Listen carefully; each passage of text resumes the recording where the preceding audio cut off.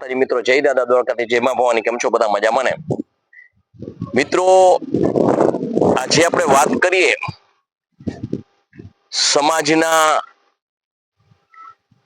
કહેવાતા મોટા માણસો, પ્રતિષ્ઠિત માણસો. આ પ્રતિષ્ઠિત માણસો જે છે ને, એ સમાજના આગેવાનો કહેવાય, સમાજના સ્તંભ કહેવાય. આ લોકો ની નોંધ ક્યારે લેવાય અને આની કામગીરી શું હોય એના વિશે આપણે જાણીએ. મિત્રો, હું ને તમે અનેક સમાજની અંદર વહેંચાયેલા છીએ. આપણા પ્રતિષ્ઠિત માણસો જે છે, આપણા આગેવાનો છે, એ આપણને સાથે લઈને ચાલે છે એવું આપણે વિચારીએ છીએ. કોઈ સામાજિક કામ હોય, કોઈ મોટું આખા સમાજ લેવલનું વ્યવહારિક કામ હોય, ત્યારે આ લોકો મોટો સમુદાય ભેગો કરે છે, મંડપો નાખે છે, ઊંધી ગાંઠિયા ખવડાવે છે, મોટા ભાષણો ઝીકે છે. પરંતુ એ જે ભાષણ કરે છે, એ જ્યારે સમુદાય મોટો આપણો ભેગો કરે છે, ત્યારે જરા પણ આપણે ડોક્યું કાઢી અને એવું જોયું છે ખરું કે આ માણસ શા માટે કરે છે? આમાં સમાજને ફાયદો કેટલો છે? આ કરવાની પાછળ આનો હેતુ શું છે? એવું કદાચ મેં કે તમે કોઈ દી વિચાર્યું છે ખરું? નહીં. આપણે તો ભેગા થાય, બોલાવે એટલે જવાનું, ખવડાવે એટલે ખાવાનું અને ખંખેરીને હાલતું થવાનું. આ સિવાય આપણને કોઈ ગતાગુમ નથી. એમ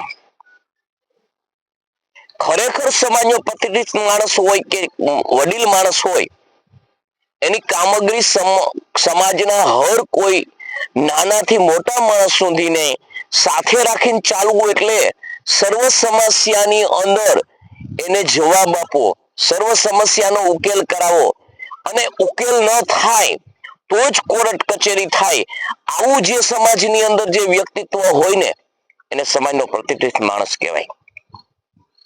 બાકી તમારે હવે ચૂંટણીઓ આવશે એટલે ચૂંટણીના માહોલની અંદર તમને ભેગા કરશે. આપણા સમાજમાં હું રહું છું ને, પેલા સમાજમાં ફલાણો રહે છે ને, આપણા સમાજનું વર્ચસ્વ હોવું જોઈએ ને, એ બધાનું વર્ચસ્વ છે ને આપણું કાંઈ છે નહીં ને, આપણે એટલા છે તો એ ઓલ નથી. એલા ભાઈ, આવું કહેનારો જે સમાજની અંદર માણસ હોય ને, એ પેલાની અંદર તમે ગણો તો સાવ નીચ હોય, ખોટો હોય, લફંગો હોય. કારણ સમાજની અંદર આ બધી એ છે જરૂર છે, પણ સમાજનો પ્રતિષ્ઠિત માણસ છે, એનું ન્યાય કર્તવ્ય બને છે કે આખો સમાજ ભેગો કરી અને જેનું એજ્યુકેશન તો જોઈએ, પણ એજ્યુકેશનની સાથે સમાજ હારે દિલ કેનું લાગેલું છે, સમાજની જે વેદના વ્યથા સમજવાવાળો વ્યક્તિ કોણ છે, સમાજને ગમે તેવું થશે પણ સમાજને નુકસાન નહીં થાય, પોતે નુકસાની ખમી લેશે, આવું વ્યક્તિત્વ કોણ છે? આવું વિચારે ને એને સમાજનો મોટો માણસ કહેવાય, વડીલ માણસ કહેવાય. બાકી તો મેં ઘણા વિડીયોમાં કીધું છે કે વડીલ હોય ને અને મૌન રહેતો હોય, પોતાની ચૂપકી સાધતો હોય અને ખાલી બેઠો હોય ને, તેને હાંડિયો કહેવાય. હાંડિયો મોટો હોય, બધાથી ઊંચો દેખાય, લઈને ઊંચો, આપણે એવો સમજવો. એટલે મિત્રો, હવે અત્યારે આ જે માહોલ આવશે ને, એટલે બધાને ભેગા કરશે, પ્રતિષ્ઠિત માણસો બધા સમાજની, મારા તમારાથી માંડીને બધા સમાજમાં, અને મને અને તમને કહેશે, વિવિધ વાતો કરશે અને ઘણી ઘણી સમસ્યાઓ દર્શાવશે.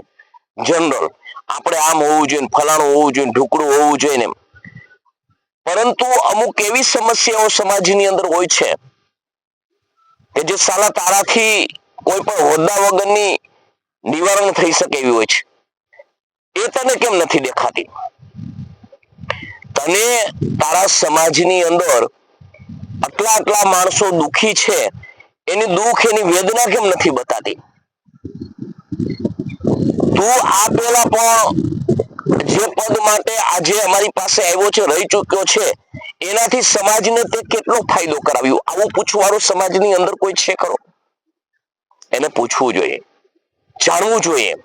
સમાજની અંદર પ્રતિષ્ઠિત માણસોએ 5 લાખની 5 લાખનું દાન દીધું, રૂમ બનાવ્યો અને 5 લાખ આપે છે પણ તે એક વ્યક્તિને 10-10 લાખ રૂપિયાનું નુકસાન કરાવ્યું છે. એનું સમાજે કોઈ કહ્યું ખરું? પણ જે સમાજની અંદર આવું ક્યારે થાય છે? આવા ખોટા લફંગા માણસો, પ્રતિષ્ઠિત માણસો બની અને મોટા માણસો બનીને બેઠા છે. એનું કારણ શું છે? સમાજની નબળાઈ. હર કોઈ સમાજની મારી અને તમારી નબળાઈ છે. તમે જ્યારે એ માણસ સમુદાય મોટો ભેગો કરે છે ને ત્યારે વાત જોઈને બેઠા હોય છે, આને કોક કીએ, કોક કીએ એમ કીએ એટલે કોઈ ન કીએ. અને મૌન બેસવું ને એ તમારું પાપ છે. મૌન ચૂપકી સાધવી એ તમારું પતન છે. તમારી પેઢીની તમે ખાઈ ખોદો છો. તમારે એને જણવું જોઈએ કે આટલી આ તાલુકાની અંદર વિમફાર્મ કંપનીઓ છે, એટલી કંપનીઓએ આંતક કર્યો છે, મારો પર્સનલ આંતક કર્યો છે.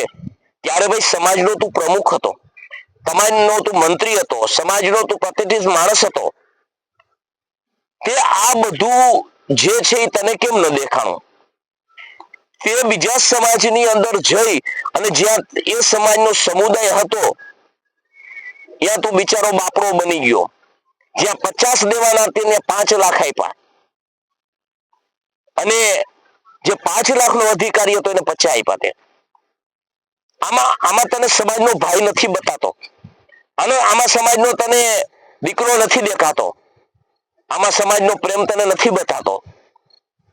અને આજે તું સમાજ પ્રેમી બની ગયો છો.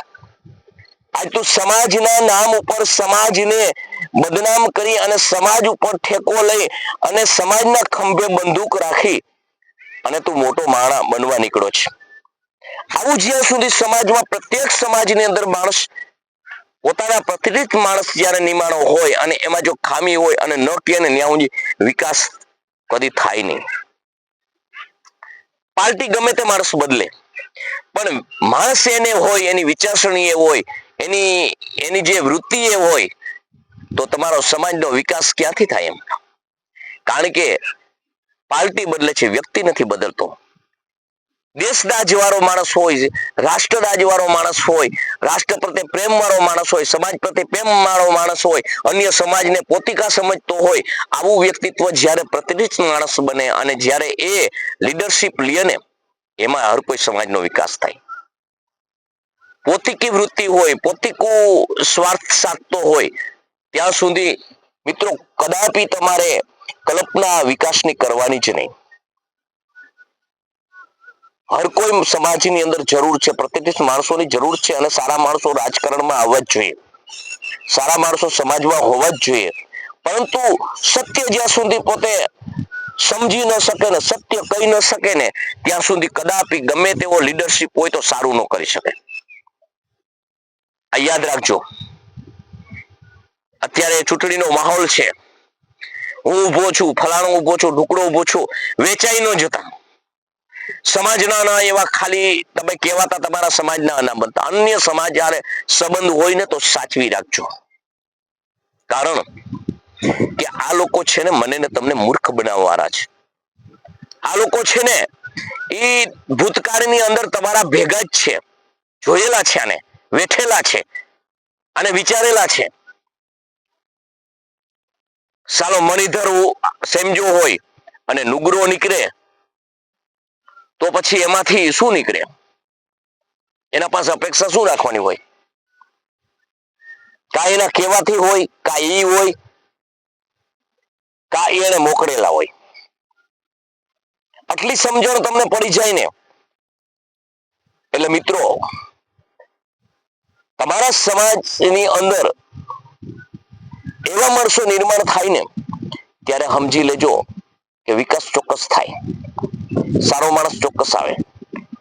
એવા તમે અને હવે જાગવાની જરૂર છે આપણા જેવા બધા સમાજના જે સમાજ પ્રેમીઓને બધાને, નાનાથી મોટાથી માની લીડરશિપ કોઈને ન આપો. ઘીને બનાવવું હોય ને ત્યારે દૂધને મેળવવું પડે, એમાંથી દહીં થાય, દહીંને ઝેરવું પડે, એમાંથી માખણ થાય, એને તળવું પડે, એમાંથી પછી ઘી થાય. અને એ ઘી હર કોઈ વાનગીમાં વપરાય. એ ઘી શમશાને વપરાય અને એ ઘી લગ્નમાં પણ વપરાય. બધા પ્રત્યે ગુણ સરખો. આવું વ્યક્તિત્વ જ્યારે તમે મંથન કરો ને તમારા સમાજની અંદર, તે મલાઈ રૂપી આવું મંથન કરેલો વ્યક્તિત્વ તમને મળી જશે. એને ઉભો રાખો, એને સમજો, એની વાતને સમજો, એની વ્યથાને સમજો, એની વેદનાને, એને ભાવ પ્રેમને સમજો. એવા વ્યક્તિત્વને જ્યાં સુધી તમે તમારા સમાજનો પ્રતિષ્ઠિત માણસ કે મોટો માણસ નહીં બનાવો ત્યાં સુધી કોઈ કદાપી વિકાસ નહીં થાય. એટલે સમાજની અંદર આવા માણસો હવે આવશે, મોટા માણસો નીકળશે આવા. તમને સાચવશે પણ એના મા બાપ નથી સચવાતા એનાથી. એવા વ્યક્તિત્વ દેખાશે તમને. પણ તમે એને મોઢે જ્યાં સુધી એને સ્પષ્ટતાથી સમજાવી નહીં શકો ને ત્યાં સુધી એ માણસ બીજાને નડશે અને એ માણસ કદાપી હેઠો નહીં બેસે. તો આવી જરૂર છે, આવા ભાઈઓની જરૂર છે. હર સમાજની અંદર આવા ભાઈઓની જરૂર છે. મૂર્ખ હોય તો એને મૂર્ખ કહી દો, સમુદાયમાં કયો કે ભાઈ તું લોચાર સમાજની અંદર, તું હેઠો બેસી જા, ભલે પછી સગો ભાઈ હોય. કારણ કે પાપને પ્રોત્સાહન આપવું અને પાપ કરવું એનાથી પાપને પ્રોત્સાહન આપવું મોટો પાપી છે.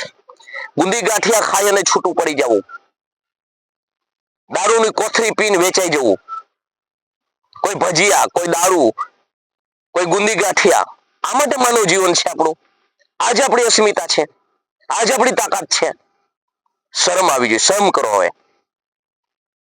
એવું વ્યક્તિત્વ સમાજની અંદર મંથન કરી અને ઝેરી અને એવું મલાઈ કાઢી અને ગોઠવો જેથી તમારા જિંદગીનો મૂલ્ય એને સમજાય, તમારા જીવન એને સમજાય. મિત્રો, તો આજનો કહેવાનો મારો અર્થ એ જ હતો કે સમાજનો લીડર, પ્રતિષ્ઠિત માણસ આવવો જોઈએ. તો મારો વિડીયો તમને કેવો લાગ્યો જણાવજો, લાઈક કરજો, શેર કરજો, સબસ્ક્રાઇબ કરજો. જય માતાજી, જય દાદા દ્વારકાથી, જય માં ભવાની.